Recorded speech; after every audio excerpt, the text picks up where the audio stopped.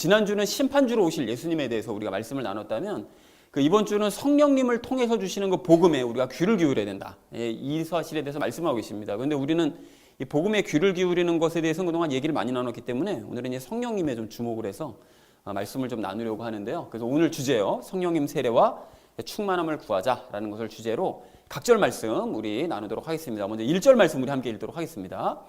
그러므로 우리는 마땅히 우리가 지금까지 들은 것들에 더 열심히 주의를 기울여야 하리니 이것은 언제라도 그것들이 우리에게서 빠져나가지 못하게 하려 함이라 라고 말씀합니다.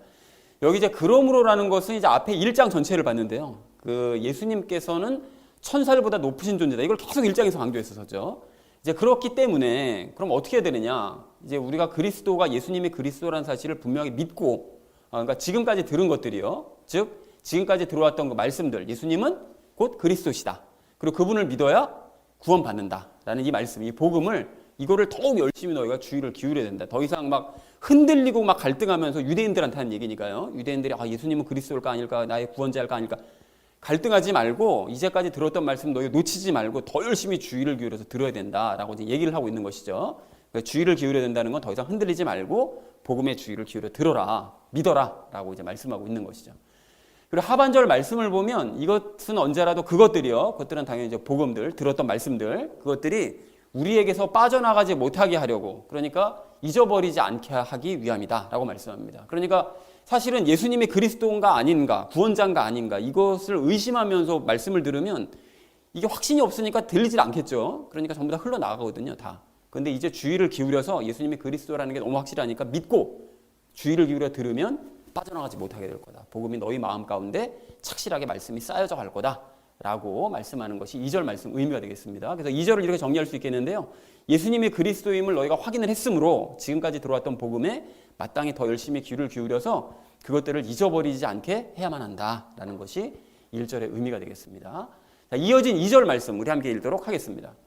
천사들을 통해 하신 말씀이 확고하였고 모든 범법과 불순종이 정당한 보응의 대가를 받았거늘 라고 말씀합니다. 이게 뭔 소리냐?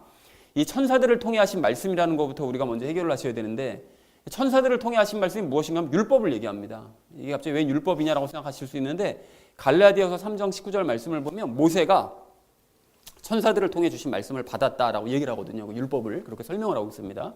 그래서 천사들을 통해 하신 말씀, 주신 말씀이 율법이라는 것이죠. 근데 율법이 확고하대요. 확고하다는 것은 율법은 그 타협의 여지가 없이 워낙 확고하다는 거예요. 그러니까 은혜는 봐주잖아요. 용서하고 봐주고 참고 이게 은혜인데 율법은 얄짤 없습니다. 너무 확고해가지고 타협의 여지가 없는 거예요. 잘못하면 무조건 징벌하고 잘하면 칭찬하지만 잘못하면 무조건 징벌하는 이제 확고한 면을 가지고 있다는 거죠. 그래서 모든 범법과 불순종이 보응의 대가를 받았대요. 그러니까 범죄를 저지르면 그 확고부동한 율법에 따라서 확실하게 그 합당한 대가를 치러야만 했다. 그래서 과거에 율법을 따랐던 구약시대 때는 잘못하면 어떻게 되죠? 그 자리에서 그냥 바로 죽여버리시잖아요. 그랬던 것이 이제 구약시대란 말이죠. 율법에 따라 운행을 하셨기 때문에. 자, 근데 여기서 질문이 생기는데, 그러면 앞에서 지금 바울이 예수님께서는 그리스도니까 너희가 그걸 믿어야 되고 말씀을 들어야 된다는 얘기를 하다가 왜 갑자기 복음 율법에 대해서 얘기를 갑자기 생뚱맞게 얘기를 하냐라고 생각하실 수 있는데, 그 율법의 조항을 지키지 않았던 그 과거의 구약시대 사람들, 그 사람들이 그에 합당한 대가를 철저하게 치렀다면 하고 싶은 얘기가 그거죠. 예수님이 구원자시다 라는 복음을 너희가 안 믿으면, 그 유대인들이 자꾸 거부하면, 그걸 안 믿고 자꾸 거부하면 어떻게 된다고요? 그 더 큰 대가를 치를 수밖에 없다 라는 사실을 말하기 위해서 율법에 대해서 얘기한 겁니다. 너 율법 잘 알지? 율법 어기면 어떻게 되는지 알지?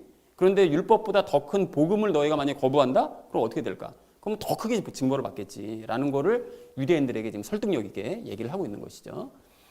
그래서 2절을 이렇게 정리해 볼 수가 있겠는데요. 율법은 확고하기 때문에 범법과 불순종을 저지른 자들은 모두 그에 따르는 정당한 보응의 대가를 치렀다. 그렇기 때문에 복음을 거부하는 자들은 더 큰 대가를 치르게 될 거다라고 얘기했다는 것이 2절의 의미가 되겠습니다. 이어진 3절 말씀 우리 함께 읽도록 하겠습니다. 우리가 이렇게 큰 구원을 소홀히 여기면 어찌 피할 수 있으리요? 이 구원은 처음에 주께서 말씀하기 시작하신 것이요 그분의 말씀을 들은 자들이 우리에게 확증한 것인데 라고 말씀합니다.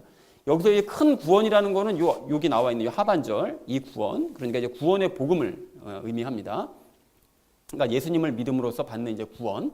그거를 너희가 소홀히 여기면, 그러니까 그거를 그 복음을, 예수님을 믿으면 구원받는다는 그 복음을 너희가 믿지 않거나 거부를 하게 되면 라고 얘기하는 거죠. 그리고 어찌 피할 수 있으려, 이게 방금 2절에서 설명드린 바로 그 부분입니다. 너희가 이거를 거부하게 되면 마지막 심판을 피할 수 없다는 거죠. 마지막 심판날 하나님께서 가만두지 않으신다는 거예요. 철저하게 응징하신다는 거죠. 왜 안 믿었냐라는 것을 이제 추궁하시면서요.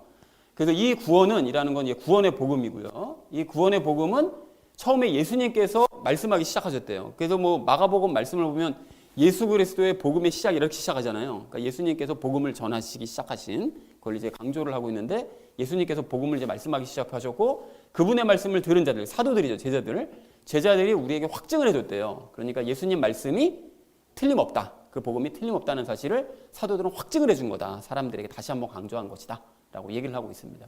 그래서 3절을 이렇게 정리할 수 있겠는데요. 이 큰 구원의 복음을 너희가 믿지 않거나 거부하면 마지막 날 심판을 피할 수 없다. 이 구원의 복음은 처음에 예수님께서 말씀을 하신 것이고 그분의 사도들이 우리에게 확증을 해준 바로 그 복음이다. 그러니까 너희가 믿어야 된다라고 얘기했다는 것이 3절의 의미가 되겠습니다. 자, 마지막 4절 말씀 우리 함께 읽도록 하겠습니다. 하나님께서도 자신의 뜻에 따라 표적들과 이적들과 다양한 기적들과 성령님의 선물들로 그들에 대하여 증언하셨느니라 라고 말씀합니다. 여러분이 하나님께서도 자신의 뜻, 하나님의 뜻, 이게 무슨 의미인지 이젠 다 외우시죠? 요한복음 6장에서 말씀하신 하나님의 뜻. 많은 사람들이, 기독교인들이 그 기도하면서 얘기하잖아요. 저를 향한 하나님의 뜻이 무엇인지 알게 해주세요. 이미 공개되셨거든요. 이 뜻이 뭐였죠?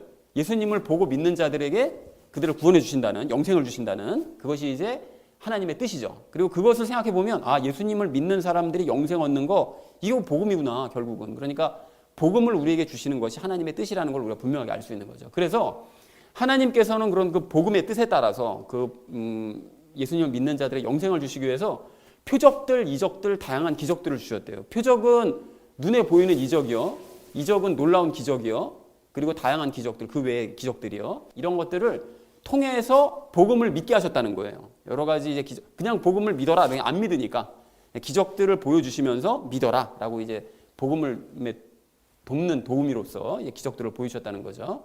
전할 때마다 기적을 일으켜 주셨고, 여기 보면 성령님의 선물들로 또 증언을 하셨대요. 이게 성령님의 선물들이라는 건 여러분 아시는 것처럼 은사를 이야기하죠.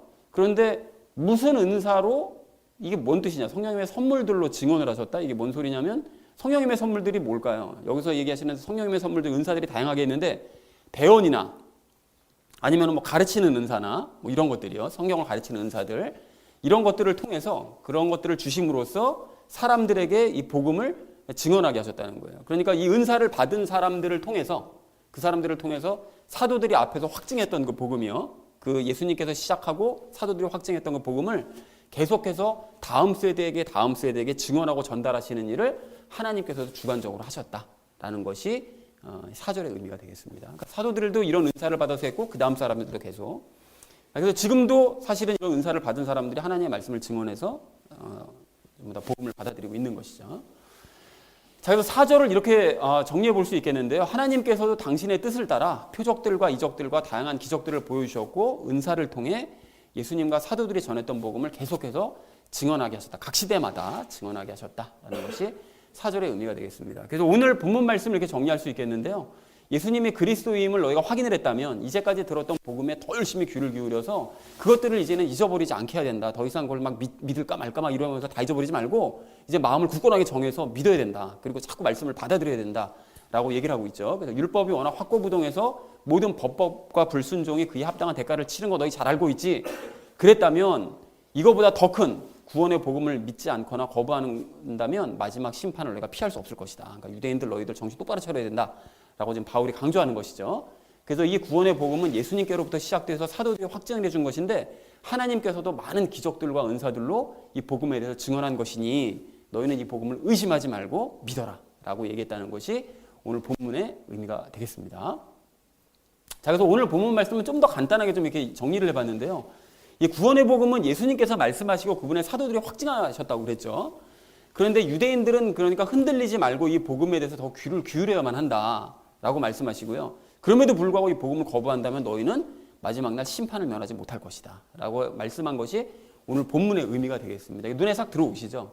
자, 그런데 우리가 이 말씀을 모두 아는 내용이잖아요. 우리 그리스도인들은 뭐 다 모르는 내용이 아니라 다 아는 내용이기 때문에, 그래서 우리가 4절에 성령님께, 좀 더 정확하게 얘기하면 성령님 충만함과 성령님 세례에 대해서 우리 주목해서 오늘 이야기를 나누려고 합니다. 그래서 우리가 적용 시간에 3가지 내용을 나눌 건데, 첫 번째는 성령님 세례와 충만함에 대해서, 두 번째는 성령님 세례와 충만함을 받는 방법에 대해서, 마지막 세 번째는 마지막 심판에 대해서 각각 말씀을 나누도록 하겠습니다. 그래서 오늘의 결론이요, 성령님 세례와 충만함을 구하자라는 것을 주제로 나머지 말씀 삶에 적용하면서 함께 말씀 나누도록 하겠습니다.